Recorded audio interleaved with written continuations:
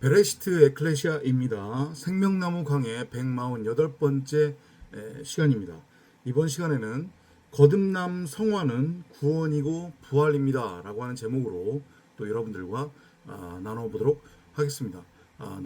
나눔에 앞서서 광고 아닌 광고 말씀을 드리자면, 아시는 분은 이제 아시겠지만 전도자는 현재 요양 중에 있습니다. 어제도 제주대병원에 가서 혈액 종양내과에서 세혈을 하고 이제 다음 주 목요일에 또 진단이 예정되어 있는데, 지금 건강 상태가 많이 좋지 않은 상태입니다.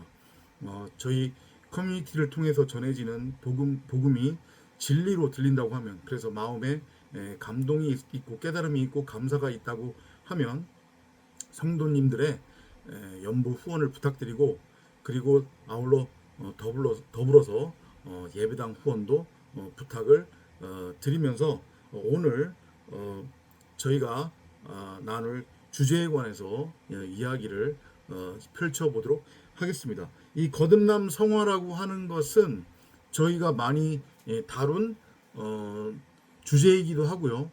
그리고 크리스천이라고 하면 많은 관심을 갖고 있는 주제이기도 합니다. 여러분들이 예배당에 가면 비교적 전도자들을 통해서 많이 듣는 주제 중에 하나일 겁니다. 여러분들이 예수님을 믿는다고 하면, 하나님을 믿는다고 하면, 신앙생활을 한다고 하면 거듭나야 되고 성화를 이루어야 된다. 근데 상당히 추상적으로 얘기를 해요.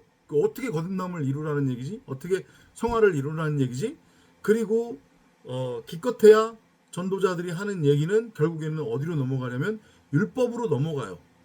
성경은 하나님의 말씀이다. 그러니까 하나님의 말씀대로 우리는 살려고 애를 써야 된다. 하나님의 말씀대로 우리는 살아야 된다.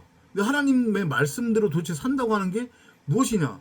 이 부분에 대해서도 구렁이 담 넘어가듯이 그냥 얼렁뚱땅, 혹은 지극히 추상적이고 철학적이고, 그리고 기껏해야 윤리적이고 도덕적이고 관념적인 그런 개념으로 이제 교인들을 미혹하고 선동질하면서 이제 한다는 소리가 결국은 뭐냐면 여러분들의 삶을 변화시켜야 된다. 예를 들자고 하면, 아주 좀 극단적인 예를 들자고 하면, 허구한 날 입만 열면 욕을 하던 사람이 예수를 믿었더니 욕을 하지 않고 말투가 점잖해졌더라. 허구한 날 술독에 빠져서 살던 사람이 예수 믿더니 술을 끊었더라. 꼴초로 그렇게 살던 사람이 담배를 끊었더라. 이런 것들이에요, 결국은. 그죠? 그것을 거듭남 성화라고 그렇게 조작하고, 좀 극단적으로 표현을 하자고 하면은요, 조작하고 그 다음에 미혹하고 선동질 한단 말이죠. 아니란 말이에요. 그렇게 만약에 하나님을 믿는다고 하는 것을, 복음을, 진리를 기껏해야 도덕적인 삶 기준에서 나의 이전까지의 어떤 개차반적인 그런 삶을 변화시키는 것으로 그렇게 오해한다고 하면, 그것은 바울이 얘기한 대로 도로 율법으로 돌아가는 형국이란 말이에요. 왜냐하면 세상 기독교나 한국 기독교가 얘기하는 거듭남 성화라고 하는 게 결국은 율법적, 윤리적, 도덕적 삶의 변화와 추구를 의미하는 거니까.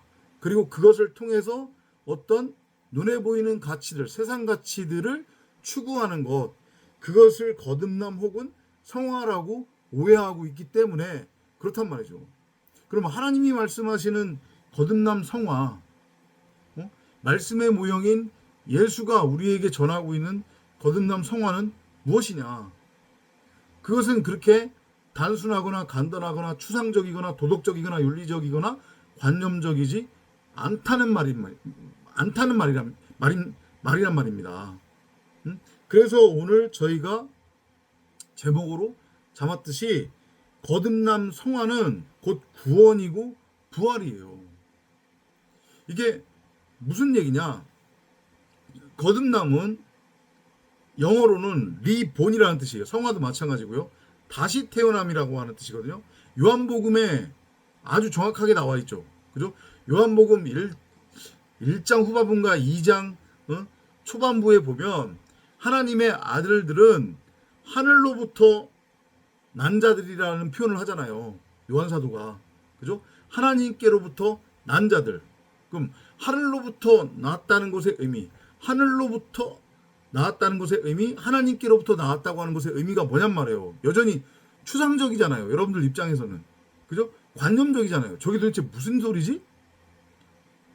그건 딱 한마디로 정리하자면 뭐냐면 창세기 1장 1절대로 전능자를 드러내고 나타내는 말씀 그리스도를 머리로 하는 말하는 성전, 곧 독생자로 새 창조 된다는 것을 뜻해요. 이해돼요? 무슨 얘기지? 그러니까 조금 더 구체적으로 설명을 하자고 하면 우리 90억의 처음의 상태는 첫사람 아담이에요. 첫사람 아담은 뭐의 모형이냐면 선악나무의 모형이에요. 첫 번째 돌판의 모형이란 말이에요. 나는 무엇이 선이고 무엇이 악인지 그 차이를 분별할 수 있다라고 하는 착각에 빠져 있는 상태. 그래서 내 보기에 옳은 대로 내 멋대로 내 소견대로 선과 악을 규정하고 정의해서 그것을 열심히 행위로 행하겠다고 너스레를 떨며 선악의 한편으로는 왕노릇하고 한편으로는 선악의 종노릇하고 있는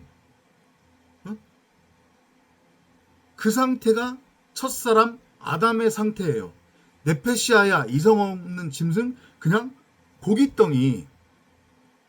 그 상태를 하나님은 성경은 뭐라고 표현하냐고 하면 생명이 없는 상태, 죽었다고 표현해요. 무덤에 이렇게 장사되어졌다고 표현을 한단 말이죠. 이해되죠?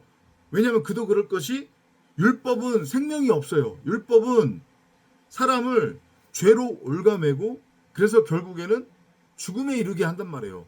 근데 첫사람 아담의 상태로서의 우리 90억이 바로 그렇게 율법으로서의 선악나무와 하나가 되어 첫 번째 돌판으로서 율법에 매여 있는 상태예요. 그 자체가 죄, 흑암, 공허, 혼돈의 상태란 말이에요. 생명이 없어요.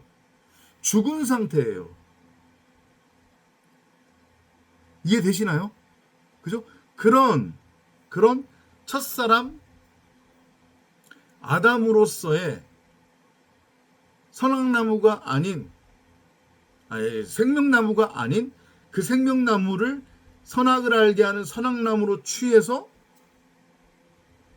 선악나무와 한 몸이 되어 율법의 왕노릇하고 율법의 종노릇하고 있는 나라고 하는 첫사람으로서의 아담, 그 겉사람, 옛뱀 혹은 붉은 송아지, 곧 더 정확하게는 내 육체로서의 사람 생각, 육신의 생각을 십자가로 끌고 가 다나토스로 죽여서 목을 그냥 딸랑 잘라버려서 그 목이 잘려진 자리에 말씀 그리스도로서의 하나님 말씀이 넘겨져서 말씀 그리스도를 머리로 하고 나는 그의 몸이 되어 말씀을 담은 말씀의 집으로서의, 그러니까 한마디로 얘기하면 율법으로부터 완전히 해방되어진 상태, 선악나무와 하나가 되어진 상태, 내가 네 안에 네가 내 안에가 내 안에서 성취되어진 상태. 그래서 그 자체가 생명이고 아가페 사랑이 되어진 상태. 그러면 그 자체가 말씀이니까, 말씀 그리스도니까 전능자를 드러내고 나타낼 수 있는 상태가 되겠죠. 그죠? 그 상태를 성경이 하나님이 말씀의 모형인 예수가 거듭났다고 하고 위로부터 나아졌다고 하고 말씀이신 하나님께로부터 온 하나님의 자녀 곧 말씀 육신으로서의 독생자라고 불러주신단 말이에요. 그게 거듭남 성화예요. 그러면 그 상태를 성경이 하나님이 뭐라고 부르느냐? 그게 구원받았다. 그게 구원이에요. 그 상태 자체가 하나님 나라 천국 하늘이니까. 성경은 하나님은 말씀을 하나님 나라 천국이라고 그러기 때문에, 그러면 우리 자체가 선악나무로는 죽고 율법으로는 죽고 첫 번째 돌판으로는 깨져서 두 번째 돌판 신비로 새 창조가 된 거잖아요. 바울의 말을 빌리자면 새 창조가 두 갈래로 갈려져서 돼요. 어떠한 사람들은 영원한 생명의 부활로 새 창조가 완성이 되고, 어떤 사람들은 영원한 심판, 영벌의 부활로 새 창조가 완성이 돼요. 우리는 반드시 이 고깃덩이 옷을 벗으면 반드시 단 한 사람의 예외도 없이 심판과 뭐라고 해야 되죠? 멸망, 심판과 멸망을 통해서 반드시 부활로 넘어간단 말이에요. 누구나 단 한 사람도 예외 없이. 근데 그 부활은 생명의 부활일 수도 있고 영원한 영벌, 죽음의 부활일 수도 있단 말이죠. 그런데 앞에서 지금 쭉 설명드린 대로 율법에 대하여 죽고 선악나무에 대하여 죽어서 네 발 달린 짐승으로는 죽고 하늘적 존재가 된 성도들은 창세기 1장 1절대로 호 데우스로서의 신이신 전지전능하신 하나님 아버지께서 택하셔서 머리가 되어주시고, 그래서 그를 말씀 그리스도를 머리로 하는 말하는 성전으로 새 창조 해주심으로 말 그대로 말씀 그리스도 독생자, 말씀 육신의 상태가 된 성도를, 말씀을 담은 말씀의 집으로서의 성전으로 새 창조가 된 성도를 하나님은, 성경은, 말씀의 모형인 예수는 거듭났다, 너는 성화를 이루었다, 너는 위로부터 태어난 자다, 너는 하나님께로부터 나온 자다, 곧 너는 구원받았고 너는 부활한 거다, 이렇게 불러주시고 여겨주신단 말이에요.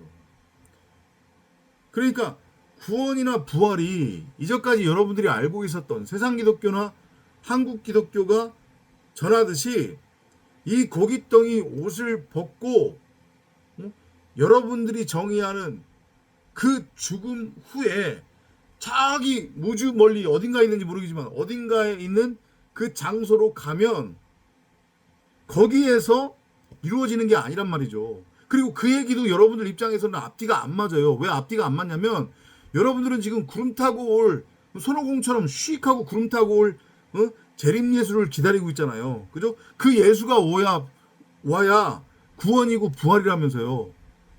근데 그거는 그거고, 그리고 또 한편으로는 이 옷 벗으면은 저 우주 어딘가에 있는 곳으로 슝 하고 가면 거기 가가지고 구원받고 부활한다고 말하는 건 뭐냔 말이에요. 그러니까 완전 이거는 아무 말 대잔치, 앞뒤가 안 맞는 소리, 무슨 소리인지 뭐를 알아먹지도 못할 소리들을 자기네끼리 하면서 나는 하나님을 믿네, 나는 구원받았네, 그러고 있단 말이죠. 아니에요. 다 꽝이에요. 그래서 성경을 눈에 보이는 문자 그대로 읽으면 안 되고 내 생각으로 읽으면 안 된다는 얘기를 하는 거예요. 성령을 끊임없이 구하고 찾고 두드려야 되고, 저와 같은 전도자가 전하는 복음을 여러분들 스스로에게 끊임없이 들려줘야 되는 거예요. 구원 부활은 여기서 일어나고 여기서 내가 반드시 경험해야 되는 신앙의 필수 과정이에요.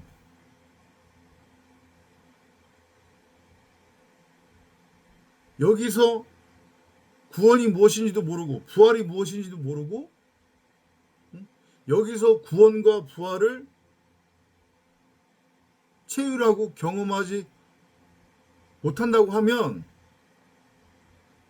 자기 스스로 아무리 나는 예수를 믿네, 나는 구원받았음을 믿네, 나는 부활할 것임을 믿네, 아무리 떠들어댄들, 아무리 새벽 기도를 열심히 드리고, 아무리 주일 성수를 열심히 하고, 아무리 헌금을 열심히 하고, 아무리 11조를 열심히 하고, 아무리 건축 헌금을 열심히 한들 절대 구원 부활에 이를 수 없다는 것을 정말로 명심하시기 바랍니다.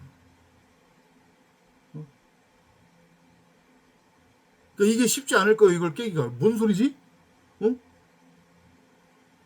여러분들이 이제까지 알고 있었던 배웠던 구원 부활은 그게 아니잖아요. 그죠? 이 고깃덩이 옷을 입고 그대로 다시 살아나는 걸 부활이라고 생각하잖아요. 아니란 말이죠. 그게 그 단적인 예가 어디 나와 있어요? 어디 나와 있어요? 바울 서신서 여기저기 나와 있어요. 제가 몇 번 예를 들어서 설명했잖아요. 그죠? 바울은 분명히 자기가 부활했다고 얘기를 해요. 그 얘기가 무슨 얘기냐면 바울은 우리가 나누는 이 복음을 이미 2000년 전에 깨달았다는 얘기예요. 창세기 1장 1절의 의미를 알았다는 얘기예요. 아, 구원 부활은 꼴까닥 이렇게 죽었다가 다시 이 고깃덩이 옷 입고 다시 살아나는 거 그게 아니구나. 거듭남이라고 하는 거, 성화라고 하는 거, 리본이라고 하는 거,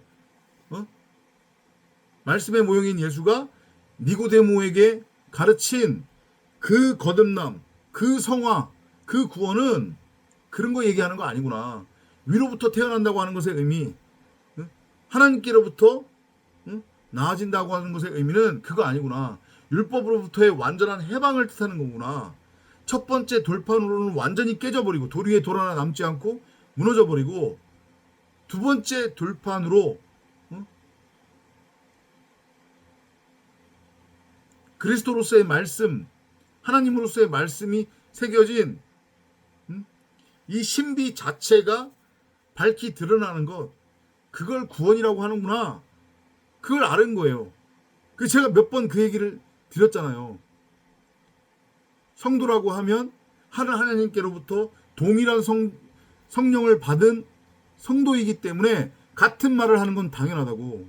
그러니까 2000년 전에 제자들, 특히 바울이나 우리가 나누는 복음이 같을 수밖에 없는 거고 같아야 되는 거예요. 우리는 동일한 성령을 받은 성도이기 때문에. 바울은 2000년 전에 이미 그 복음을 깨달았어요. 그렇게 해서 전한 거예요.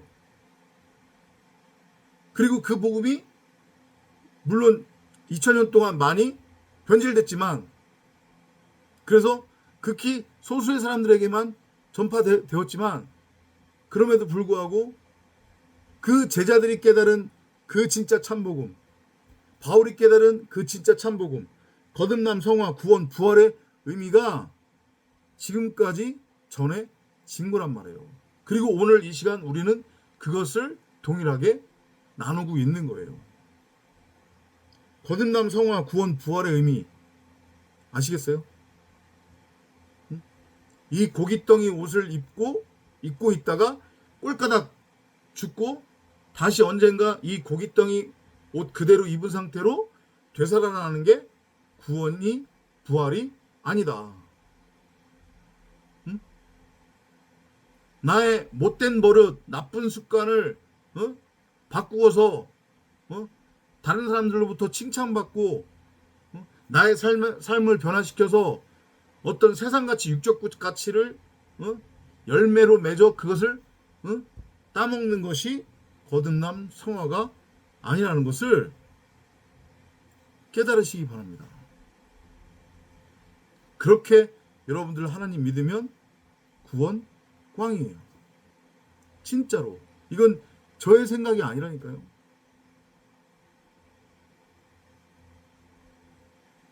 그리고 이걸 깨달으면 결국은 그 2000년 전에 예수는 이 지금 진리 복음을 깨닫도록 하기 위해 모형과 비유와 그림자로 주어졌던 게 맞는 거구나. 결국 나에 관한 이야기구나. 내가 그렇게 다나토스로 죽어야 함을 보여주는 그림자고 모형이었구나. 내 얘기구나. 라는 것이 자연스럽게 깨달아질 수밖에 없어요.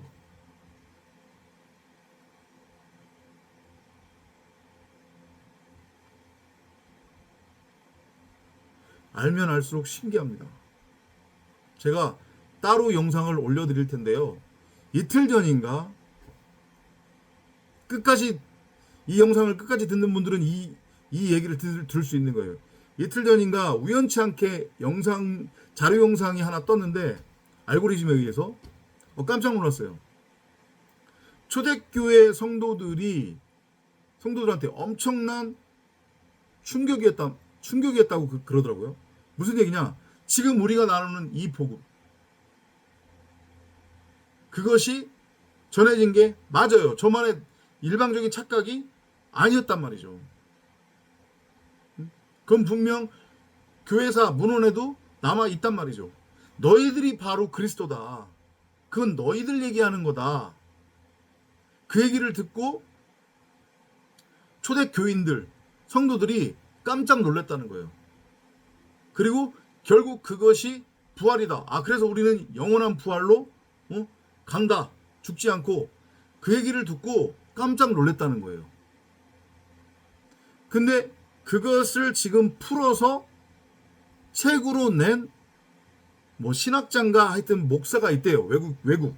그 책 이름을 제가 메모를 못했는데 여러분들이 한번 찾아보세요. 책도 찾아보시고 그 영상도 찾아서 한번 들어보시기 바랍니다.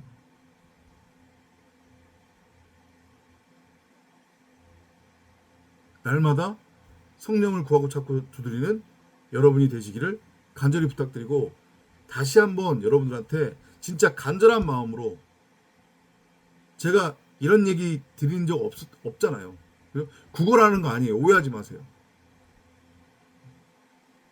전도자의 상태가 지금 많이 좋지 않아서 적어도 한 달 정도는 생업 활동을 하지 못하는 상황에 있어요. 정말로 이 전도자가 전하는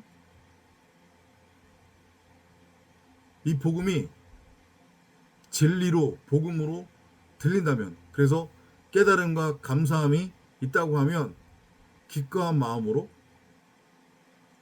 연보 후원을 부탁드리고, 그리고 더불어서 감동이 있으시다고 하면 감동이 있으신 성도님만 꼭